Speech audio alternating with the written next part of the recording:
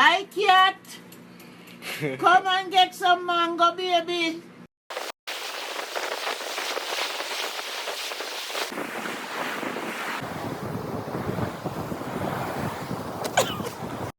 One, two, 1, 2, 3.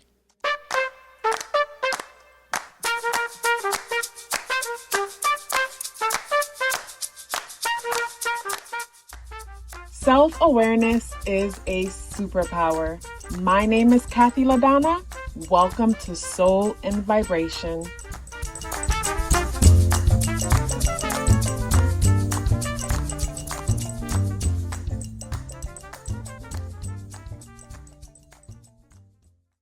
I hope the free thinkers are doing well. And if you're not doing well, I'm happy to remind you that you are the most powerful person that you know. You are the most powerful person that you know because only you can create your reality. Hey guys, today is Monday, March 27th, and the energies in the day adds up and reduce to the number 1 vibration. If today is your birthday, happy birthday.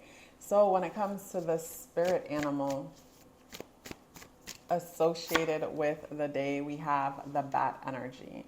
And when I think about the bat energy and the day being Monday, ruled by the moon, and you know how emotional Mondays are because moon energy is an emotional and a healing energy. I think about, say, getting away from the noise, the importance of getting away from the noise and going within, because bats can't hear. Bats can't hear, they sense what's happening around them. So getting away from the noise, meaning that even though everybody is speaking, you're not hearing, no one's really hearing each other. So this is where getting away from the noise is necessary. That's just what keeps coming up for the day, getting away from the noise. I look at the day, and the day adds up and reduce the number 1 vibration. So the path of the day is the self. Everybody is focused on self today. But the day is the 27th, and the number 2 energy is a cooperative energy no matter what. The number 7 energy is introspective, and 2 plus 7 is 9. So the personality of the day is to let go, but the number 9 doesn't often like letting go, even though the number 9 deals with the ending. Like whenever the number 9 is operating on the lower vibration of itself, this is where we hold on to things because it is familiar. We hold on to the toxic friend group, relationship, and things like that because it is familiar, because it feels safe. And with the number 27 creating the number 9, we hold on because we're afraid to be alone. So this is where, it brings me back to a saying that I've heard, stick to the evil that you know. Nope, evil is evil. So with the day being the 27th, yeah, you could find the personalities of others being more nice. When I say nice, like people trying to be accommodating when they really don't want to be. And this is something that takes discernment most of the time to catch on, where you can feel someone's energy and feel that they don't want to be bothered, even though they're acting like they want to, because they don't want conflict, because they don't want confrontation. I remember having a conversation with somebody the other day, and I said, in driving school, they taught us that when you're driving, you're not just driving for yourself, you're driving for other people. And I found that to be true about life. Like when it comes to life, when you're moving through life, you're not moving just for yourself. You also have to be conscious and aware of other people, because some people, like most people, don't know themselves. And most of us weren't conditioned to know ourselves or to put ourselves first or to understand ourselves or to assert ourselves. And I was saying to the person how, say if I'm getting to know someone and I realize that they're not present. Like, okay, let me give an example. I remember I was observing something the other day, and 2 people had met earlier that day, and one of the 2 of them was extremely emotional from past experiences, and emotional at the thought of the kind deed that the other person did for them that caused them to start communicating. And the emotional person was spending like crazy because they were in such a good mood they were so happy about the experience. And with me being who I am, I would have never let that person spend like that on me. And it has nothing to do with self-worth, but I would have been aware that this person is operating from a very emotional space and a lack of self-worth. A lack of self-worth in the sense that we could tell our self-worth is low, where if someone does something kind for us, we feel like we need to overdo what they did. And it's not coming from a place of being kind. It's coming from a place that we don't realize how deserving we are. So it's like if someone does something nice or say something nice, we feel like we owe so much more in return because we don't realize that we deserve it. So for me, driving for other people on the road is me paying attention to what they're doing. And it's the same, when interacting with people, where, I'm able to realize that, wow, this person is kind of being irrational right now. It's like they're drunken off emotion and adrenaline, and they're making these, what they're doing is just clearly that they're not operating from their right mind. They're being irresponsible. Like, say you observe someone spending hundreds and hundreds of dollars just because of a nice gesture that happened earlier that day. I don't know. It's just me. Like, I could just tell, like, okay, this person, emotions is getting the best of them, and our emotions can get the best of us that way. And then our lack of self-worth, where we completely overdo things. So that's what I mean. Like, you learn to drive for yourself and others, but while you're operating in life, you also learn to connect. You learn to look out for others that way. Like, I think of, say, the person who says that they don't. Ooh, I remember seeing this somewhere, where this young man is an athlete, and he met his girlfriend and told his girlfriend that he wants to be a part of a polygamy, I think, relationship, where he wanted multiple wives. And in the beginning, she agreed that she can handle that or will try. But I personally think that she thought she would be able to change his mind. And as the relationship progressed and he started acting on what he said that he wanted from the beginning, she started, I'm assuming, making him feel guilty, as if he's hurting her doing what he said he wanted to do from the beginning. So he broke up with her, and she went public and shared that he broke up with her. But then she was also speaking about how she got accustomed to a certain lifestyle while they were together, and now she can't afford this lifestyle, and it's not fair.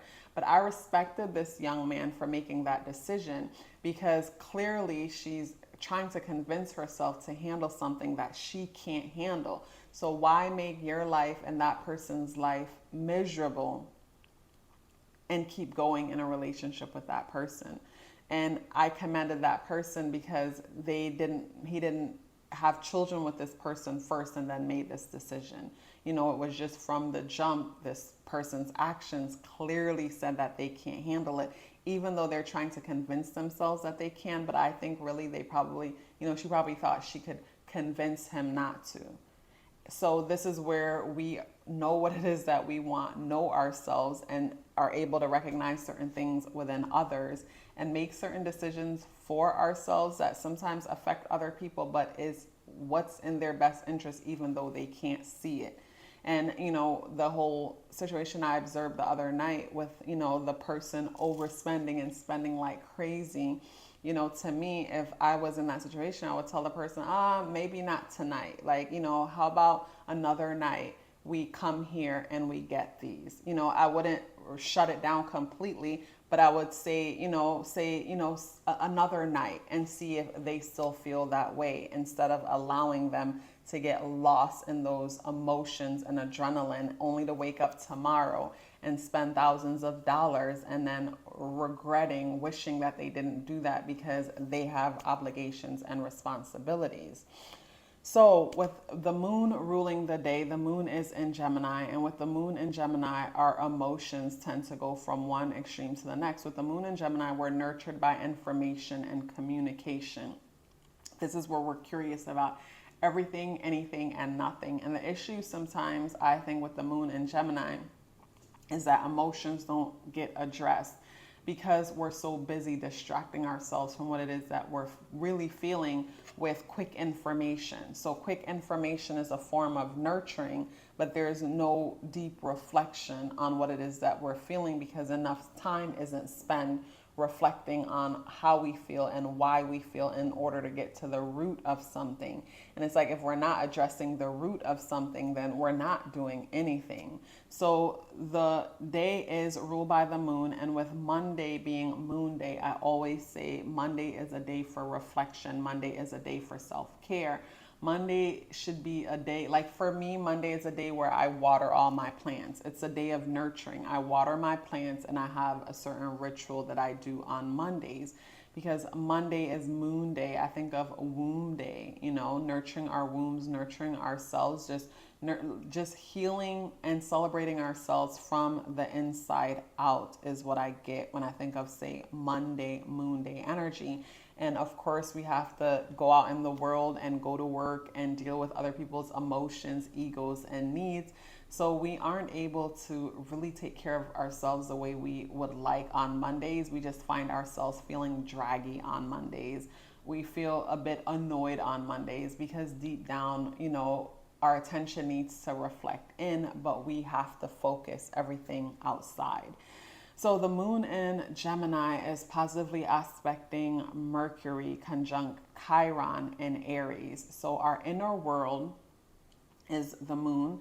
So our inner world is in a space where, it's positively aspecting the mind, wanting to just, you know, consume quick information. I think of, like, say, wanting to eat fast foods. So on a day like this, you could find yourself doing a whole lot more scrolling than normal on social media, a whole lot more scrolling. And, you know, for some people, maybe consuming certain content or information to make you feel better about certain wounds, psychological wounds that, you know, are taking place within and are coming up or on your mind at this time. So it's like, you know, finding short clips, short videos. Like, I think of, like, this will be a day where a lot of shorts, people like more shorts than normal, or TikTok videos than normal. I think when Mars was in Gemini for the 6 months, I think that it was in there, I could see how around that time, like, big emphasis on short videos, short to the point content, because with the Gemini energy, the attention span is extremely short. So we want things to be short, quick, and to the point. When it comes to, say, the tarot associated with the day, we have the King of Wands in the upright position. The King of Wands, the King is masculine energy, is action-oriented energy. The Wands is also fiery, motivational, action-oriented energy. So when I think of the King of Wands and then the day adding up to the number 1 vibration, it brings me to, say, being assertive and taking action in a way that's direct and assertive. So today is, you know, carries a number 1 vibration. So you can expect new beginnings today. And whatever new beginnings come up today with the moon in Gemini, allowing us to not focus too much when it comes to our inner world and our inner conversation. When it comes to taking action and moving towards something, we can find ourselves, you know, being very direct and aggressive when it comes to moving towards things and making things happen. And especially with the bat energy guiding us to get away from the noise.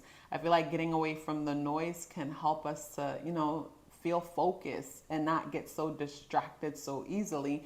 And then the King of Wands energy helps us to be aggressive, assertive, take action, and make things happen.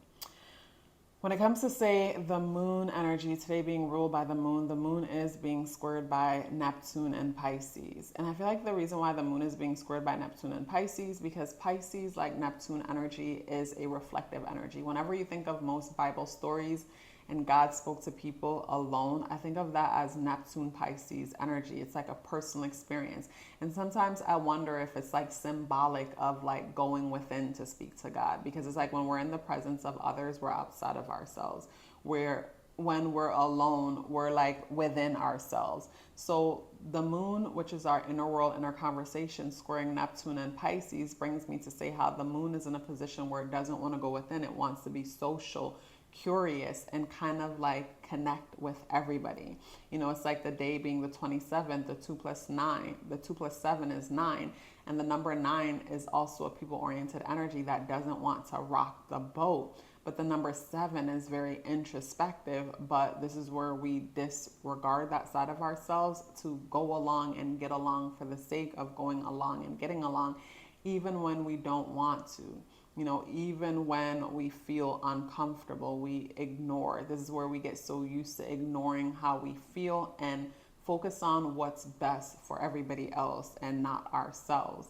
But with, say, the Bat energy and the King of Wands, if you want to, say, tap into the new beginning that the day brings, the King of Wands shows the level of motivation and assertiveness that's available, and the Bat energy shows the level of focus that is also available when it comes to these energies. You guys, it was such a pleasure sharing this message with you as usual. If you'd like to book a reading with me or check out my exclusive content only on Patreon, the links are in the description box below. Please let me know you are here with me by dropping me a red heart in the comment box below. I would love to hear from you, and I look forward to seeing you tomorrow. Love yourself as if your life depended on it, because it does. Take care of yourself, and I look forward to seeing you in the next video.